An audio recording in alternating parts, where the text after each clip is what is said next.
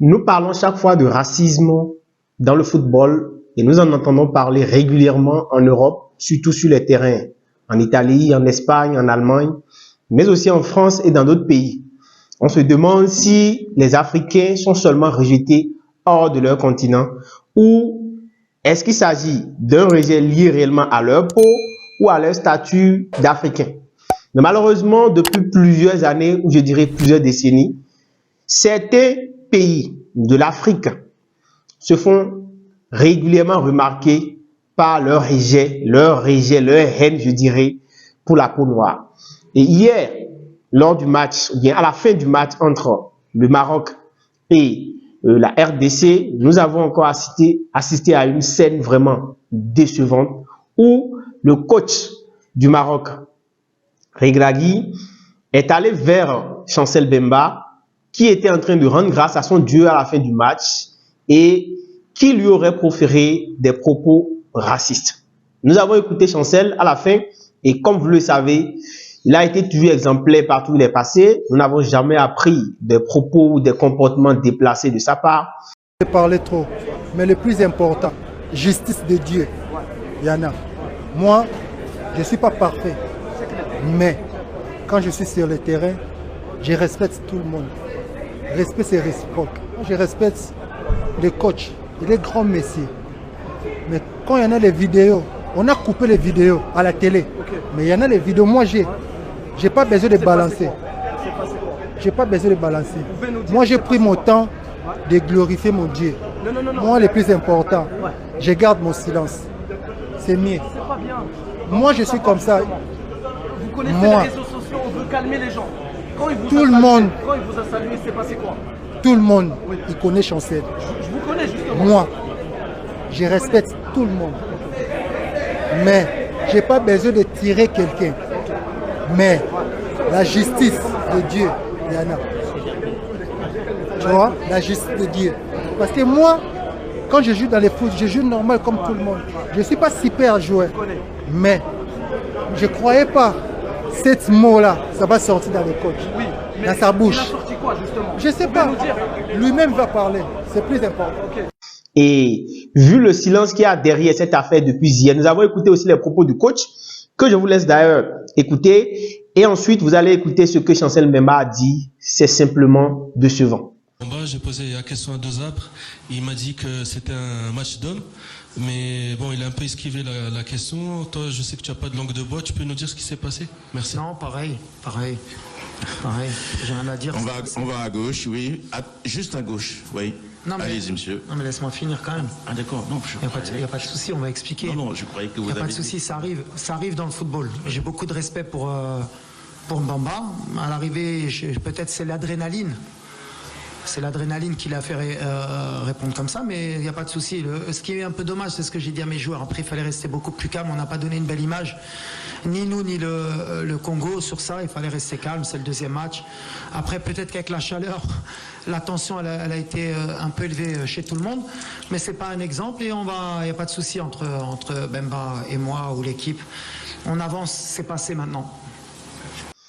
Alors, selon vous, après avoir écouté ces propos, est-ce que vous pensez réellement que Chancel Mbemba ment sur le compte du coach marocain ou bien est-ce que c'est le coach marocain qui a raison ou bien est-ce que le coach marocain est juste en train de jouer, de surfer sur la vague des sentiments des internautes?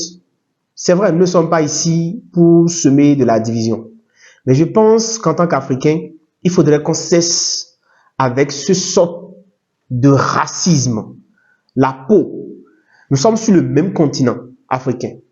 Simplement parce que vous avez une peau plus ou moins blanche, vous vous réclamez être des blancs, vous avez la haine pour les personnes qui ont la peau noire. Je ne sais pas où est-ce qu'on va avec ça.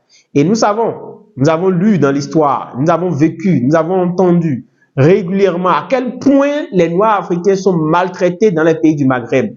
Et cela se fait ressentir, cette haine se fait ressentir sur les terrains.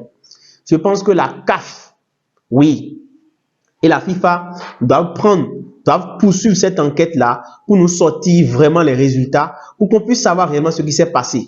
Parce qu'on ne peut pas continuer, pas promouvoir la haine sur les terrains. On ne peut pas continuer, pas parler ok, de racisme. On ne peut pas continuer par montrer réellement son mépris vis-à-vis de la race noire et continuer par participer à des compétitions africaines où les Noirs sont impliqués. Si tel est le cas, je m'excuse, je ne m'adresse pas à toute la communauté du Maghreb parce qu'il y a quand même des gens qui sont conscients, il y a des gens qui savent que cela ne doit pas faire partie du football. Mais si tant est que beaucoup de nations en Afrique, puisque c'est fréquent, quand vous allez en Tunisie, en Algérie, au Maroc, en Égypte, c'est des gens qui, pour la plupart du temps, de temps en temps, se font remarquer négativement, ont un sentiment anti-noir. Et ça se fait remarquer. S'ils sont fatigués de participer aux compétitions avec les Noirs, on ne les refuse rien. Je pense qu'ils peuvent créer aussi une compétition à 4 ou à 5 où rien que les Maghrébins vont participer. Ça, c'est pas un problème. Mais s'il faut venir à une compétition internationale et montrer une haine vis-à-vis de la race noire, c'est pas bien. Les Occidentaux, les Américains, les Asiatiques nous méprisent à cause de notre couleur de peau de temps en temps. Et si entre nous, en Afrique, sur notre propre continent, à une compétition internationale, cela doit se produire au vu et au su de toute l'humanité, et que le coach se permet de dire que non, que c'est l'effet de la fatigue, c'est l'effet de la chaleur qui aurait amené Chancel Mbemba à dire de tels trucs sur lui. Mais si c'est vrai, ou si c'est faux, nous voulons qu'on nous fasse jouer les vidéos, qu'on entende réellement ce que le coach a dit et qu'on entende ce que Chancel a répondu. Parce qu'on ne peut pas continuer comme ça en Afrique. On ne peut pas continuer dans le football à promouvoir la haine. Le football était de base un jeu, un sport de divertissement, un sport d'unité, d'union, de réjouissance. Mais aujourd'hui, si on en vient à la haine, à détester quelqu'un à cause de sa peau, on le voit sur les terrains en Europe, régulièrement en Asie, régulièrement. Mais pourquoi ça doit venir aussi chez nous, les amis? Pourquoi ça doit venir chez nous? Le Maroc n'est pas sur le continent africain? Je ne sais pas. Peut-être que le Maroc fait partie de l'Europe. Je ne sais pas. Mais si tel est le cas, qu'il sorte carrément. Si le coach Regragui pense que ils sont supérieurs, ce sentiment de supériorité à la race noire, et qu'ils doivent forcément battre la race noire, mais je pense qu'ils sont en erreur. C'est pas ça. Le football, c'est un jeu. Et vous avez joué, les autres ont joué avec leurs armes jusqu'au bout. Et si vous n'avez pas pu les gagner, mais c'est pas pour ça qu'il faut venir le provoquer. Non. Le gars remercie son Dieu, il a le droit de le faire. Alors, chers amis, c'est ce que j'ai pensé. Je voudrais vraiment que vous me donniez votre impression par rapport à ça. Est-ce que vous pensez que le Maroc fait vraiment partie de l'Afrique? Est-ce que vous pensez que le coach Regragui mérite de rester en tête de cette sélection, même si vous êtes marocain? Est-ce que vous êtes d'accord avec ce sentiment qu'il est en train de montrer? Est-ce que nous pouvons continuer comme ça?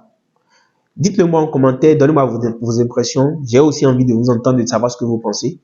J'espère que cette vidéo vous a intéressé et nous suivons le dossier de près et nous allons faire d'autres vidéos, d'autres contenus pour échanger par rapport à ça. On se dit à très bientôt. Ciao, ciao.